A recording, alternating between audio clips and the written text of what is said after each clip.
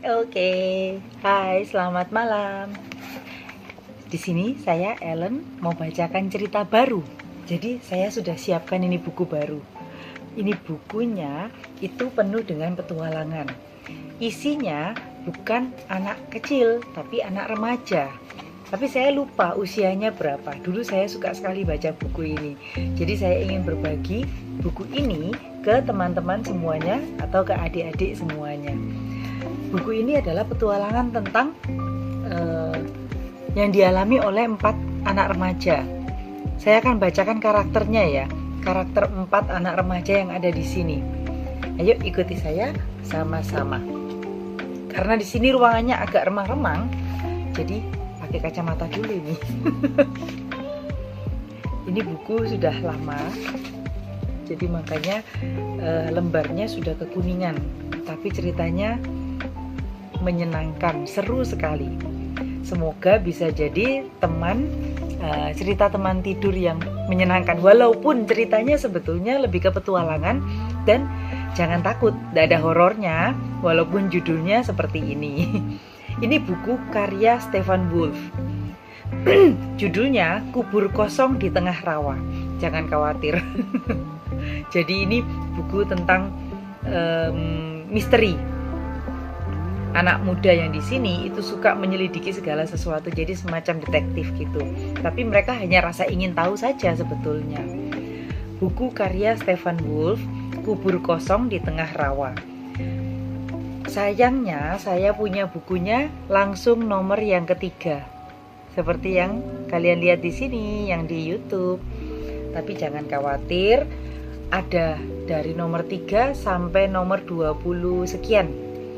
Dan di dalamnya ada chapter-chapter. Jadi setiap buku sama seperti Laura, itu merupakan satu episode sampai bukunya selesai. Oke? Diikuti ya sama-sama. Kasih komen ya kalau kalian suka atau ada masukan.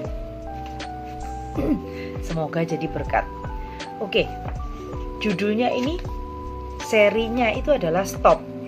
Stop ini sebetulnya singkatan dari nama anak-anak yang ada di covernya ini, yang ada di gambar depan ini. S-T-O-P, Stop.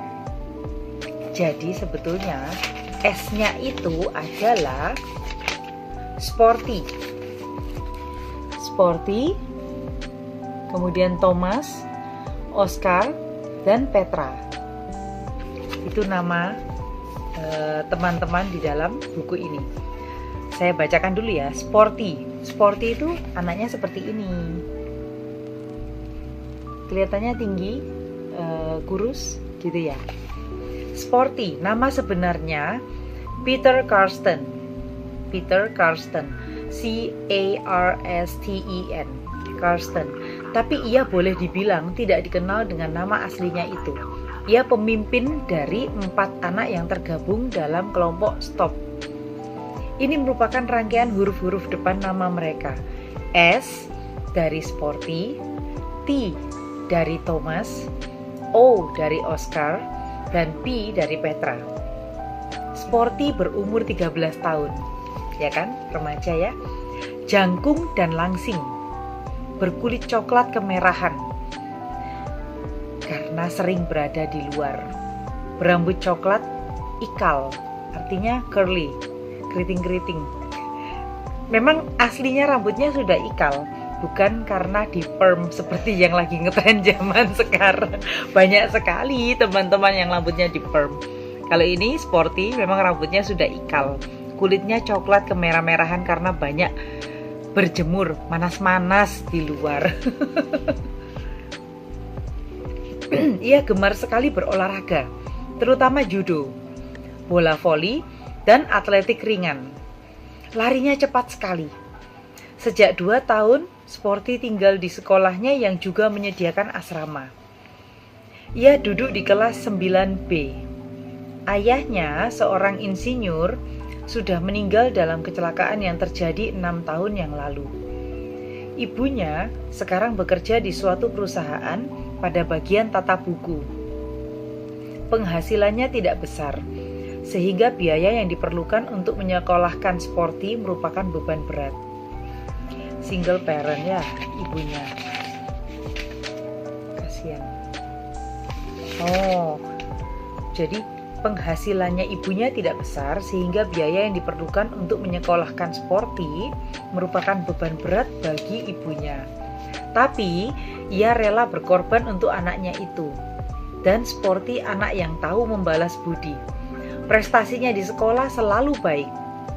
Meski begitu, tidak ada seorang pun yang pernah mengatainya sok rajin. Karena itu memang tidak benar. Bahkan sebaliknya, begitu ada persoalan yang sedikit saja berbau petualangan, Sporty pasti akan langsung melibatkan diri. Ia sangat membenci ketidakadilan.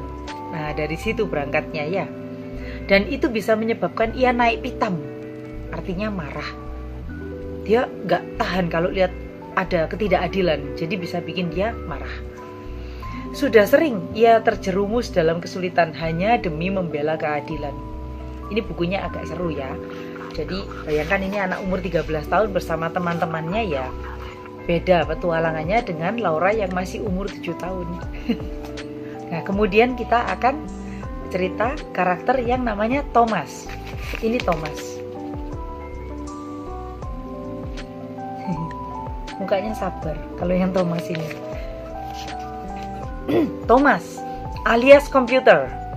Sekelas dengan Sporty, tapi ia tidak tinggal di asrama sekolah karena orang tuanya tinggal di kota tempat sekolah mereka berada. Nama keluarganya Fierstein. Fierstein.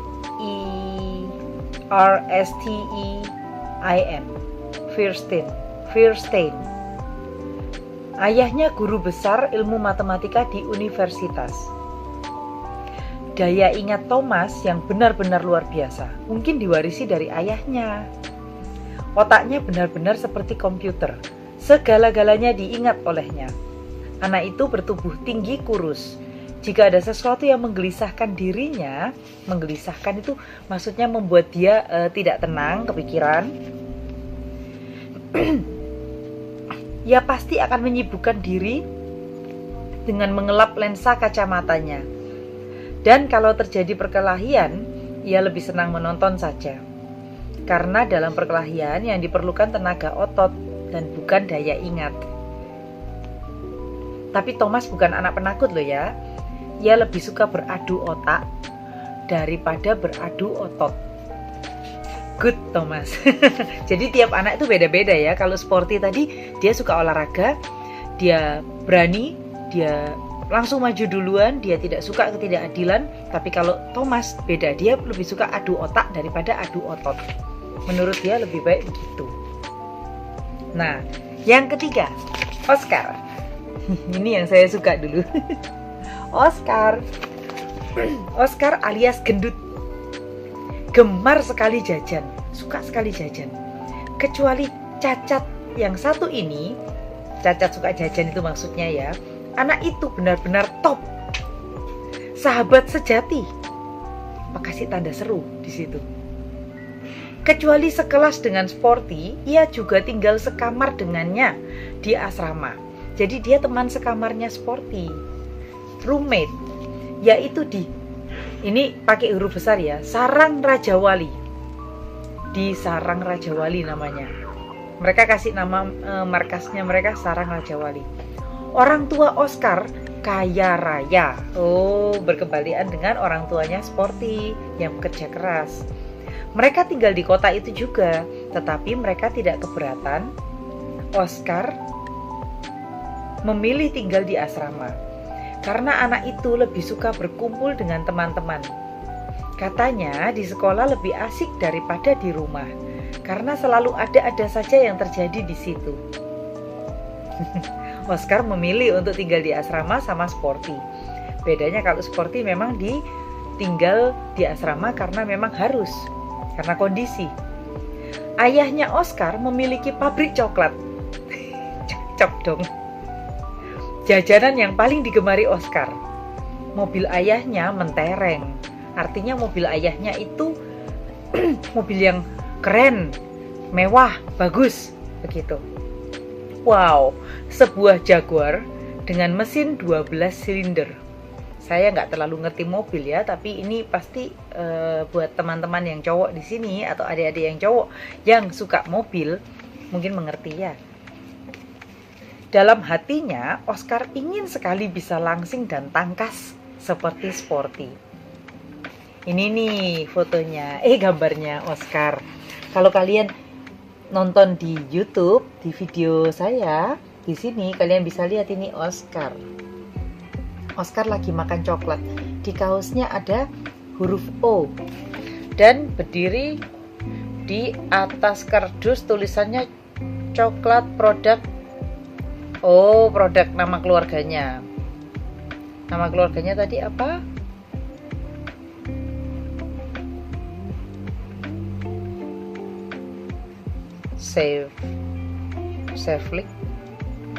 Saflik. Iya, kayaknya. Tulisan tangan sih soalnya.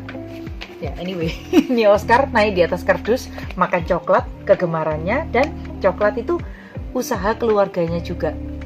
Jadi pabrik coklat tadi katanya ya.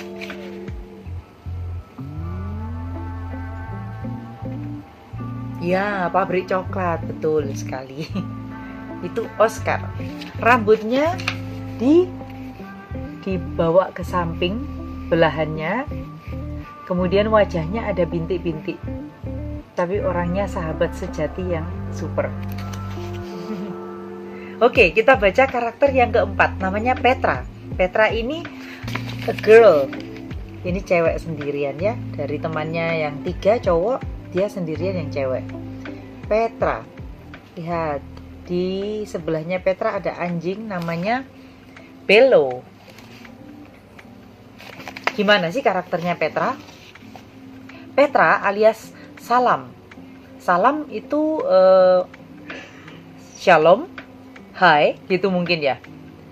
Berambut pirang keemasan, matanya biru dengan bulu mata panjang lentik berwarna coklat tua. Gadis ini cantiknya bukan main. Sampai Sporty kadang-kadang tidak berani memandang karena takut mukanya akan jadi merah. Sporty memang sangat suka pada Petra, tapi kecantikan parasnya tidak menyebabkan gadis belia itu lantas bersikap angkuh. Angkuh itu sombong ya. Bahkan sebaliknya, ia selalu mau jika diajak berbuat iseng. Sporty, Thomas, dan juga Oscar yang gendut selalu siap untuk melindungi Petra. Apalagi jika sedang menghadapi keadaan yang berbahaya. Terutama Sporty yang paling prihatin. Ia tidak mengatakannya secara terang-terangan, tapi kalau perlu, ia mau berkorban apa saja demi Petra. Gadis belia ini duduk sekelas dengan ketiga sahabatnya. Ia tinggal bersama orang tuanya di kota. Ayahnya Petra itu komisaris polisi yang menangani urusan kriminal. Sedang ibunya mempunyai sebuah toko kecil tempat menjual bahan pangan. Petra jago renang dengan spesialisasi gaya punggung. Sedang di sekolah, ia selalu mendapat nilai paling baik dalam pelajaran bahasa. Ia sangat sayang pada binatang. Anjing yang dijumpai selalu diajaknya bersalaman. Itulah yang menyebabkan ia mendapat nama julukan Salam.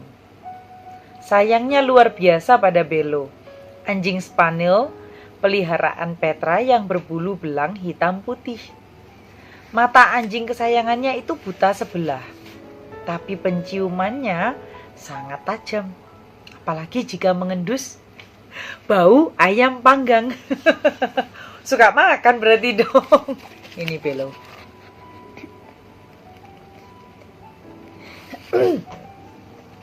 Oke, nah kita mulai ceritanya. Jadi karakternya kalian sudah tahu ya tadi ya. Untuk seri yang pertama ini memang saya bacakan karakter, tapi berikut-berikutnya nanti tidak. Oke, kita lanjut pada episode yang pertama dari buku Kubur Kosong di Tengah Rawa, Kasus untuk Stop dari Stephen Wolf. Ini yang pertama adalah harta karun di gurun harta karun dari gurun pasir. Asik. Ayo, duduk baik-baik, dengarkan ya. Apapun yang kalian lakukan, mungkin kalian sedang jalan pakai headset, atau sedang duduk, atau sedang santai, atau sedang baring, atau sedang siap-siap istirahat. Dengarkan baik-baik ya. Saya coba bacanya tidak keras-keras supaya mendengarkannya itu santai. Oke? Nah, erangan menyeramkan membangunkan Sporty. Erangan itu berarti mengerang gitu ya, kayak suaranya kayak ketahan gitu. Sambil terkantuk-kantuk, ia mengedipkan mata dan mencoba mencari sumber suara itu dalam kegelapan. Bulan purnama bersinar terang. Cahayanya menerangi sebagian tempat tidur Sporty, namun tidak mencapai ranjang Oscar. Dari sanalah erangan itu berasal. Aduh, gitu katanya. Sporty kini telah benar-benar terjaga. Dia bangun sepenuhnya. Segera saja ia menyalakan lampu baca di samping tempat tidurnya. Wah, baru pukul 2:04 pikirnya ketika melihat jam. Ia lalu memandang ke arah Oscar, teman sekamarnya yang sedang dihantui mimpi buruk. Rupanya Oscar bermimpi sedang disembelih. Kasihan. Hei, gendut, ujar Sporty. Kalau mimpi jangan ribut dong. Aku tidak bisa tidur nih. Dibangun nih, soalnya mimpi lagi disembelih, ngeri ya. Hei gendut, kalau mimpi jangan ribut dong, aku tidak bisa tidur nih. Seketika erangan itu terhenti. Dengan suatu gerakan mendadak, Oscar membalikkan badan dan menghadap ke arah temannya. Kaget ya. Di mana orang-orang kanibal itu? Katanya Oscar. Tanyanya dengan wajah bersimbah peluh. Maksudnya wajahnya keringatan, banyak keringat. Tuh, satu ada di kolong tempat tidurmu, katanya Sporty. Hati-hati, ia sudah siap menerkammu, jawab Sporty seenaknya. Sambil tersenyum mengejek, ia melanjutkan, ya ampun gendut, kau sudah berumur 13 tahun tapi masih saja bermimpi tentang hal-hal yang kekanak-kanaan. Kau pasti hendak dijadikan santapan oleh orang-orang kanibal itu, bukan? Buset, di dalam mimpi pun kau hanya memikirkan makan saja, katanya Sporty. Kalian tahu artinya kanibal kan? Buat yang belum tahu, kanibal itu artinya orang yang juga makan yang sejenis, yaitu orang. Memang mengerikan ya. Kemudian Oscar menarik napas panjang sambil menghapus keringat yang membasahi wajahnya. Untung saja aku berhasil lolos, katanya Oscar kemudian. Kalau tidak bangun, aku pasti tertangkap oleh para pemakan orang itu. Mereka telah menyiapkan sebuah kuali besar berisi air panas untuk memasakku.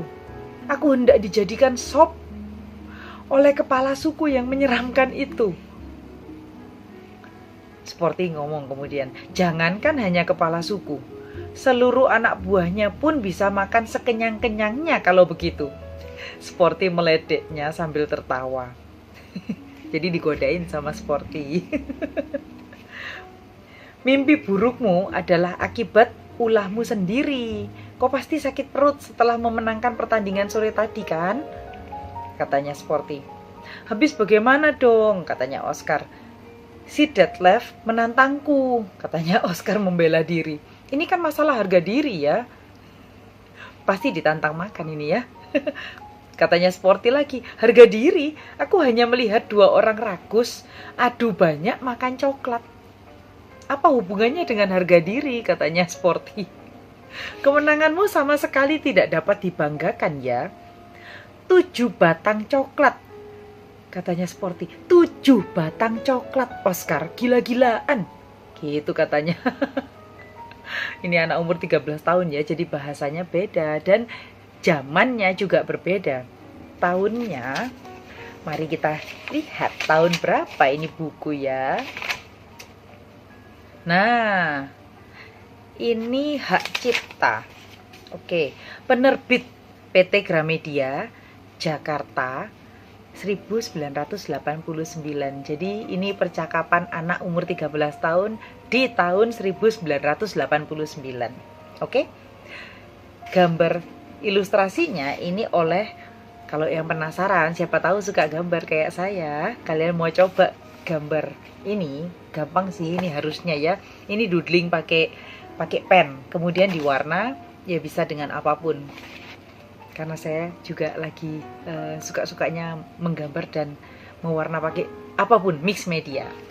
Ilustrasinya oleh Rainer Stolte, gitu mungkin ya bacanya. Maafkan, makanya saya belum bacakan buku berbahasa Inggris ya. Pokoknya ejaannya R-A-I-N-E-R spasi Rainer S-T-O-L-T-E, Stolte. Stolte atau Stolt? Ya begitulah ya. Jadi buat yang ingin tahu, cari ilustrasinya. Ini buku tahun 89 ya. Oke. Kamu menghabiskan 7 batang coklat, Oscar. Gila-gilaan, katanya Sporty. Terus Oscar cepat-cepat jawab, Detlef mampu menghabiskan 5 batang. Ujar Oscar cepat-cepat. Katanya Sporty, karena anak itu juga tidak waras. Artinya sama aja sama kamu. Bukan tidak waras beneran ya. Sekarang aku mau tidur lagi. Seandainya kau mau meneruskan mimpimu, tolong jangan mengerang keras-keras. Jangan mengerang keras-keras lagi, katanya Oscar. Katanya Sporty. Aku mau melanjutkan tidurku, gitu katanya. Katakan saja pada kepala suku bahwa kau tidak cocok untuk sop. Kau hanya cocok untuk puding coklat saja, katanya Sporty. Cetus Oscar, jangan iri dong. Sudahlah, cepat matikan lampu, aku juga mau tidur lagi.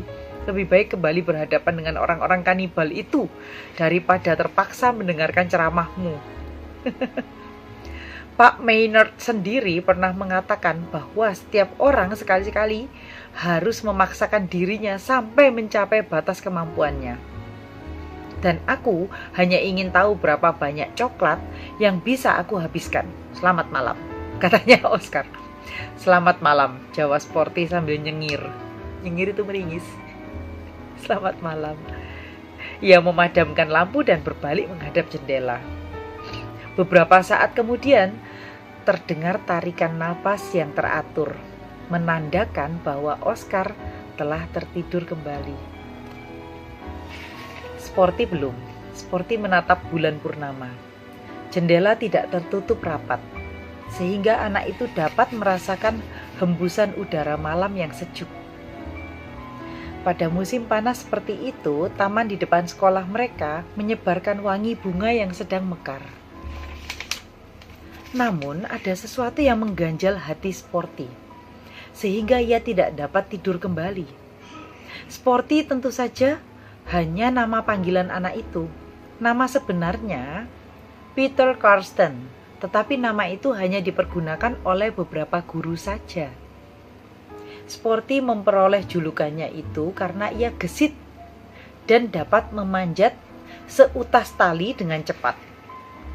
Kecuali itu, mungkin juga karena rambutnya yang keriting dan berwarna gelap, serta warna kulitnya yang kecoklat-coklatan.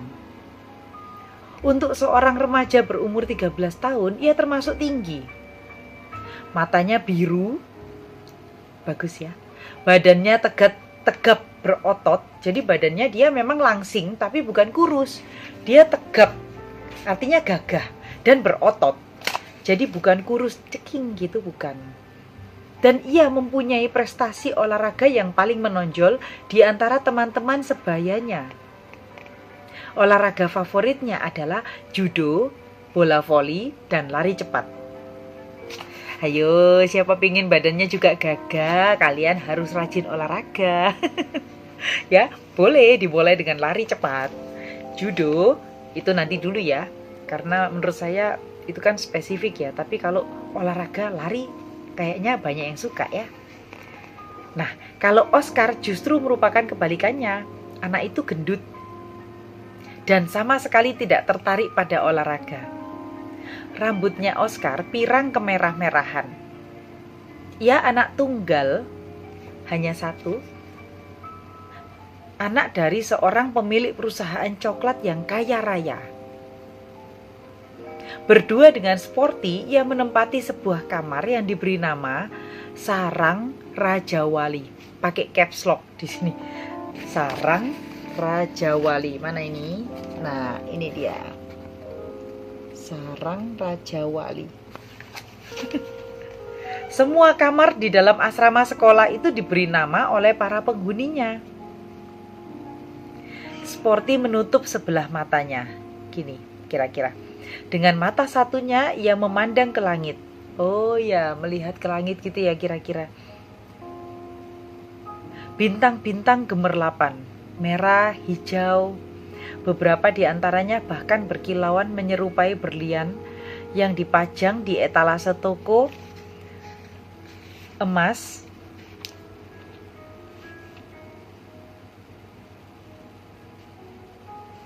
Sebentar, ada yang terhenti.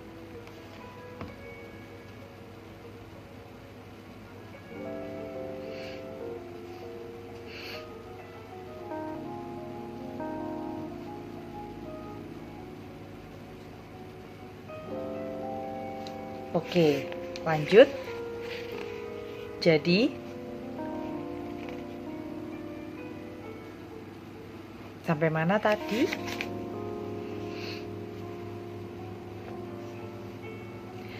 Oke, lanjut. Ya.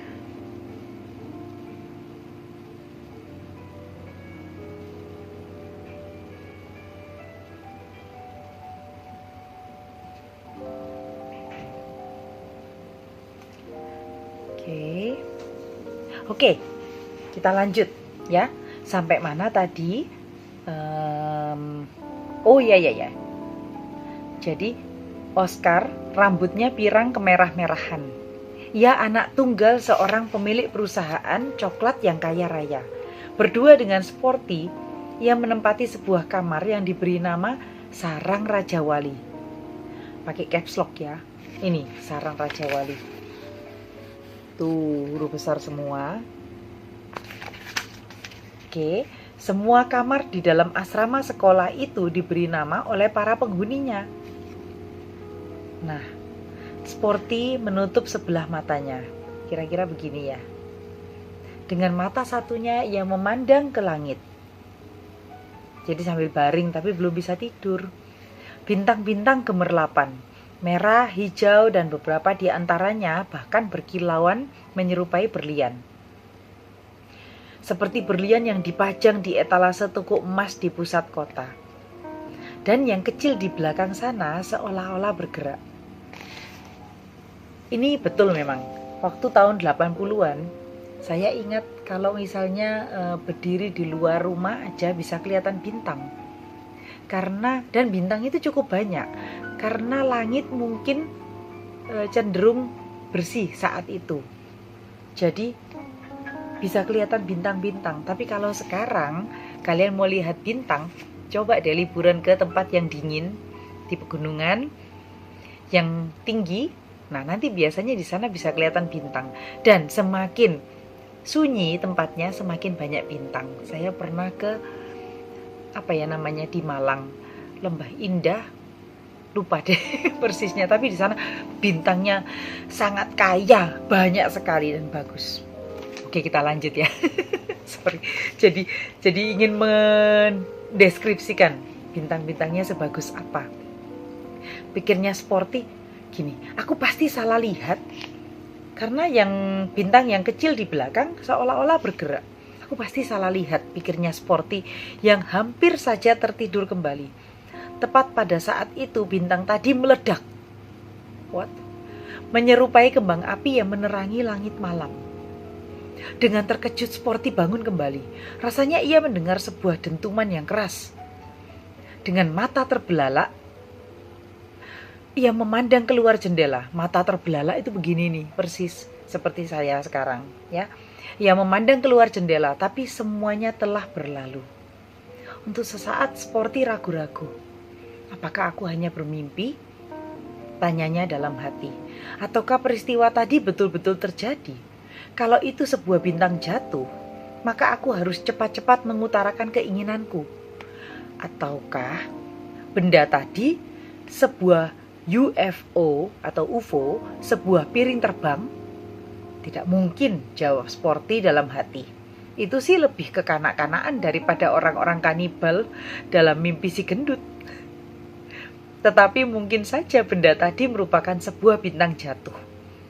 Oleh karena itu Sporty buru-buru menyatakan keinginan-keinginannya. Ia berharap agar seluruh dunia dapat menikmati kebahagiaan, terutama ibunya. Ayahnya telah tiada. Ia meninggal dalam suatu kecelakaan beberapa tahun yang lalu. Sporty juga mendoakan sahabat-sahabatnya, yaitu Petra, Oscar, dan Thomas. Sambil memikirkan semuanya itu, Sporty akhirnya tertidur kembali. Pukul 6:30, semua penghuni asrama harus bangun. Sporty memang biasa bangun pagi. Langsung saja ia melompat dari tempat tidurnya. Oscar hanya menggerutu dan menarik selimutnya sampai menutupi kepala. Menggerutu tuh, gitu. Ya, seperti biasa. Setiap pagi Sporty harus berusaha keras agar temannya itu mau keluar dari tempat tidur. Tetapi sikap lamban itu hilang seketika pada waktu sarapan telah tersedia. Oscar mendadak menjadi gesit. Biasanya ia makan 3 kali lebih cepat daripada anak-anak yang lain. Ia bahkan masih dapat menambah kecepatan kalau sarapannya berupa makanan kegemarannya, yaitu roti keju dan susu coklat. Beberapa ratus, kita lanjut ya. Paragraf berikutnya, beberapa ratus anak laki-laki telah berkumpul di ruang makan. Ya, asrama itu memang hanya disediakan untuk anak laki-laki oleh para pengelola sekolah. Hanya sedikit anak perempuan yang bersekolah di sana. Paling-paling hanya 3-4 orang di setiap kelas. Mereka tinggal di kota dan tiap hari diantar jemput dengan bis sekolah. Beberapa di antara mereka datang naik sepeda. Di tahun itu, ya ingat ya, ini tahunnya berbeda. Jadi mungkin sekarang juga ada yang naik bis sekolah, ada yang naik sepeda, tapi tidak banyak. Tapi kalau dulu tahun 89 itu umum sekali. Jarak dari kota ke sekolah itu tidak jauh. Oh ya, kalian tahu, apalagi ini mungkin dia tinggal di daerah yang memang cocok untuk naik sepeda. Jadi jalanannya ada, jalan-jalan untuk naik sepeda dan aman. Oke, kita lanjut ya. Jarak dari kota ke sekolah itu tidak jauh. Dengan berlari secara santai, jarak itu bisa ditempuh dalam 20 menit. Kota itu merupakan suatu kota besar dengan lapangan terbang, kereta bawah tanah, dan stadion olahraga. Suatu jalan yang melewati ladang-ladang dan padang berumput menghubungkan kota dengan sekolah tadi.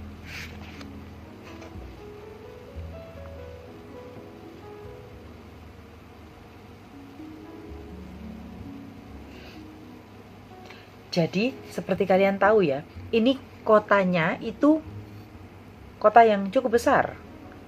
Ada lapangan terbangnya, ada kereta bawah tanah, dan stadion olahraga. Suatu jalan yang melewati ladang-ladang dan padang berumput menghubungkan kota dengan sekolah tadi, makanya bisa naik sepeda. Nah, ini Sporty cerita dengan sahabat-sahabatnya. Semalam aku melihat bintang jatuh, katanya Sporty. Sporty melapor pada Oscar. Kedua anak itu telah selesai sarapan dan kini berjalan menuju ruang kelas mereka. Bintang itu tiba-tiba meledak seperti granat. Lanjut Sporty. Begitulah ciri-ciri bintang jatuh. Sebuah suara dari belakang berkata dengan tiba-tiba. Sporty dan Oscar langsung berbalik. Thomas Verstein sedang menatap mereka sambil tersenyum lebar. Di balik kacamatanya yang tebal, terdapat sepasang mata yang bersinar cerdas.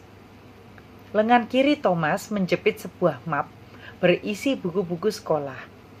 Lengan kanannya sebuah kantung berisi pakaian olahraga. Jadi kanan kiri bawa barang ya, yang kiri bawa map yang isinya buku-buku sekolah, yang kanan bawa kantong atau tas, kantongan gitu, isinya pakaian olahraga. Kedua lengan Thomas agak terlalu panjang dibandingkan dengan anggota-anggota tubuhnya yang lain. Salah seorang murid sekolah itu pernah mengejeknya dengan mengatakan bahwa dengan tangan seperti itu, Thomas dapat mengikat tali sepatunya sambil berdiri tegak tanpa perlu membungkuk. Tetapi ucapan itu tentu saja berlebihan.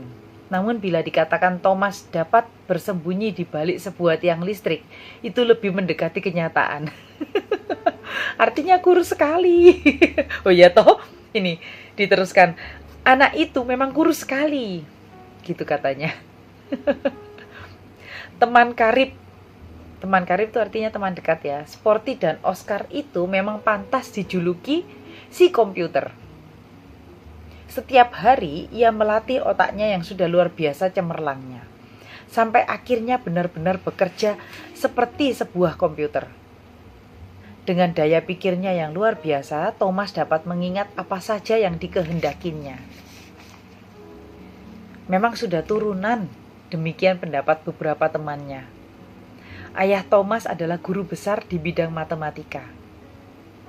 Selamat pagi, sapa Thomas. Dan dengan gayanya yang agak menggurui, ia menambahkan, sebenarnya bintang jatuh itu merupakan meteor. Gini mungkin kira-kira gayanya ya.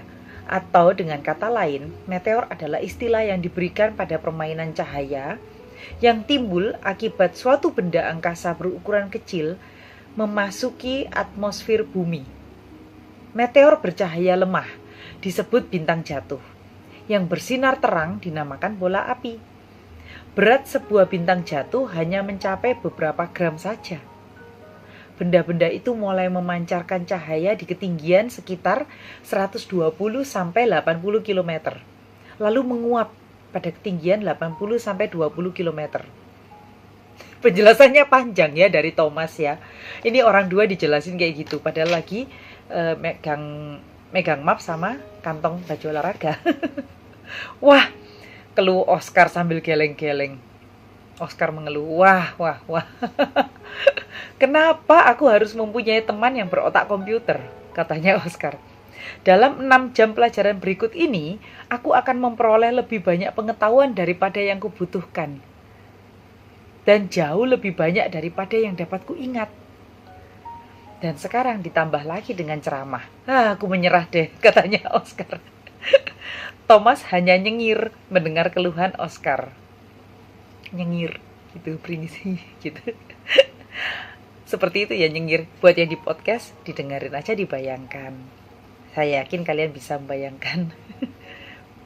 Terus, Sporty menjawab, ada sesuatu yang tidak betul loh, ujar Sporty, tiba-tiba setelah berpikir sesaat. Daya ingatku tidak perlu diragukan, jawab Thomas agak sewot. Bukan itu maksudku, Sporty cepat-cepat memotong. Bahkan sebaliknya, aku yakin bahwa keteranganmu itu betul. Tetapi, kalau begitu yang kulihat semalam, bukanlah sebuah bintang jatuh. Cahaya itu tidak terlihat pada ketinggian 100 km, tetapi jauh lebih rendah. Kira-kira di atas daerah rawa-rawa. Oh, begitu. Berarti yang kau lihat hanyalah sebuah roket. Begitu katanya. Nah, jadi lanjut lagi ya.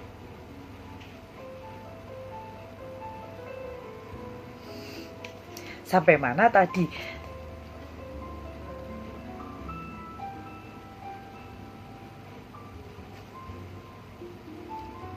Oke, kita lanjut lagi. Ada banyak potongan nanti ini.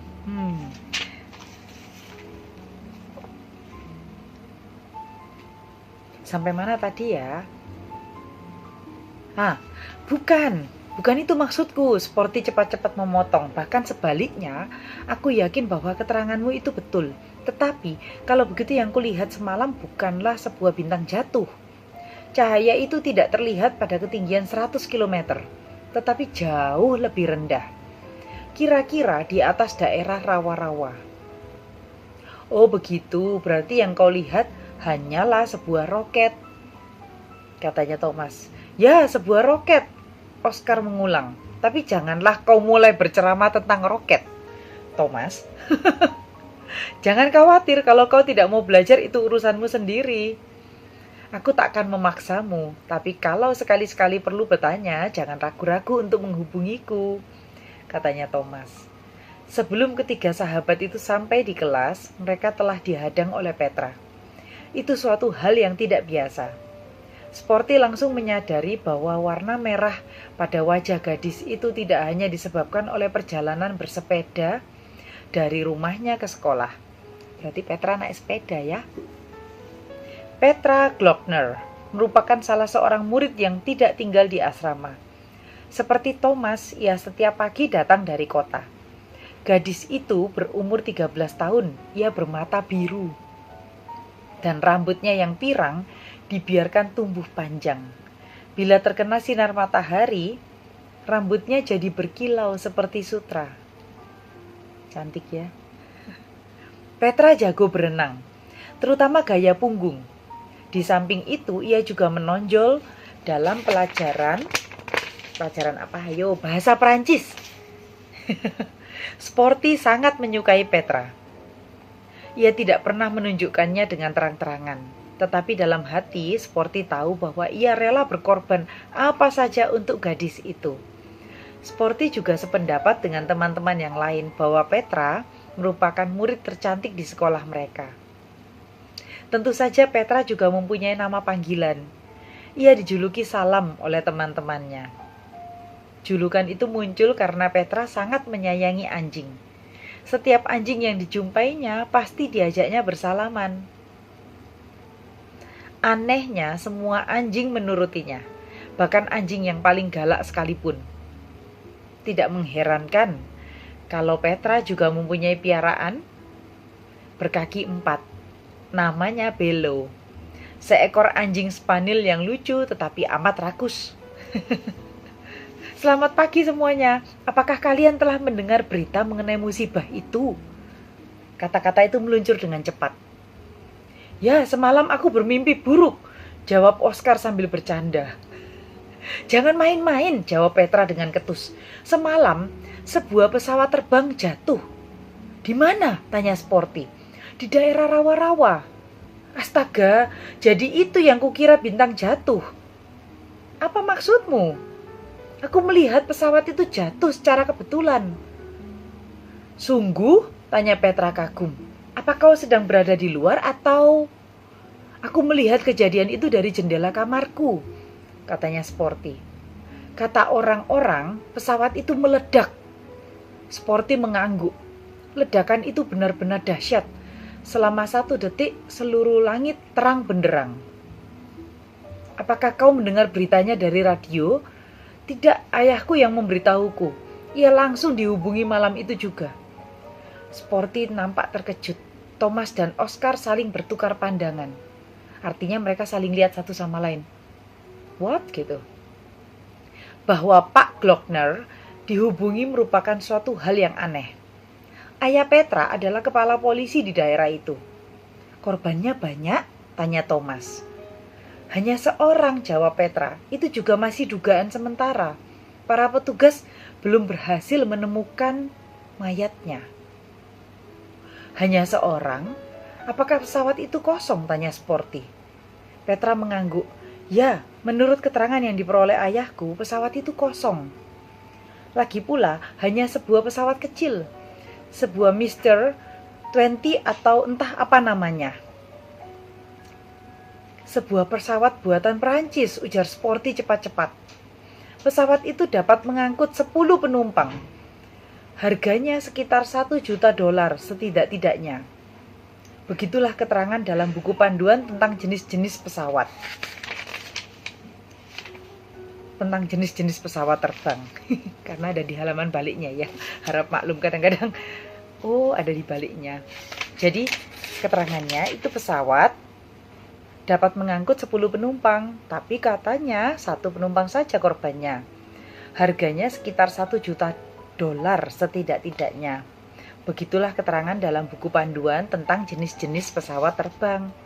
Di antara pesawat-pesawat pribadi, jenis ini termasuk yang termahal. Gitu katanya siapa ini ya? Sporty yang bilang itu ya tadi.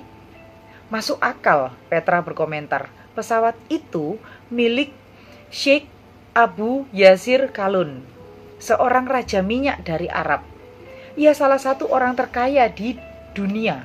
Wow, pesawat itu sedang dalam penerbangan menuju Paris, dikemudikan oleh seorang pilot bernama Harry Smith yang berkebangsaan Inggris.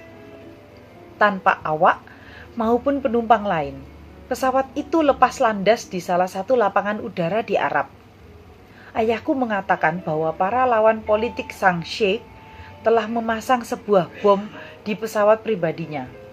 Lalu di sini, 10 km dari kota, pesawat itu meledak. Gitu katanya Petra ya. Coba bayangkan, ujar Oscar. Seandainya pesawat naas itu terbang di atas sekolah dan jatuh menimpa kepala kita. Ya ngeri sih. Namun tidak seorang pun memperhatikannya. Sporty menatap Petra. Kelihatannya gadis itu belum selesai bercerita. Kecelakaan itu bukanlah kecelakaan biasa. Gadis itu melanjutkan laporannya. Di dalam pesawat itu terdapat harta karun milik si Raja Minyak. Emas batangan, permata, dan terutama berlian. Semuanya bernilai sekitar 15 juta mark. Mata uangnya mark ya. Nanti dicari sendiri ya, mata uang negara mana itu saya lupa soalnya, oke? Nanti seandainya saya punya beberapa handphone, saya bisa browsing, tapi saat ini tidak. Oke? Jadi kabarnya itu nilainya semuanya bernilai sekitar 15 juta mark. Hebat bukan? Harta karun itu seharusnya diterbangkan ke Paris. No. Sekarang semuanya tersebar di daerah rawa-rawa itu. Dan akan tetap di sana, Sporty berkata. Bagaimana caranya menemukan sebutir permata di daerah seperti itu? Ya masuk akal sih ya. Ya kan? Adik-adik, teman-teman. Harta karun itu pasti tersebar di daerah yang sangat luas. Dan itu dia, tukas Petra buru-buru. Seluruh harta itu disimpan dalam sebuah peti baja. Semacam lemari besi yang tahan api dan tidak dapat dibongkar maling. Nah, peti itu kini terdapat di daerah rawa-rawa itu. Dan menurut ayahku, hal itu dapat menimbulkan kekacauan. Pengangkutan peti itu pernah diberitakan dalam koran beberapa hari yang lalu. Ingat ya, teman-teman, adik-adik, ini tahun 1989, jadi koran itu masih laku. Koran kertas ya, hard copy. Jadi berita itu dinanti-nanti melalui koran. Berbahagialah kita yang ada di zaman sekarang yang semua berita begitu cepat. Tapi harus pintar menyaring berita, mana yang benar dan mana yang tidak. Oke, kita lanjut ya. Oh iya, ujar Thomas langsung. Harta karun dari Gunung Pasir, begitulah judul beritanya. Aku sempat membaca berita itu. Kecelakaan itu disaksikan oleh para petugas menara pengawas lapangan terbang di kota. Di samping itu, mereka juga sempat berhubungan melalui radio dengan si pilot yang malang. Berita itu kemudian tersebar. Maksudku, bukan hanya soal kecelakaannya, tetapi juga mengenai harta karun yang jatuh ke rawa-rawa. Seluruh kota telah tahu. Para polisi dan petugas pemadam kebakaran sibuk mengawasi tempat kecelakaan. Namun karena daerah itu terlalu luas, para petugas tidak dapat menghalau semua orang yang ingin memasuki daerah itu.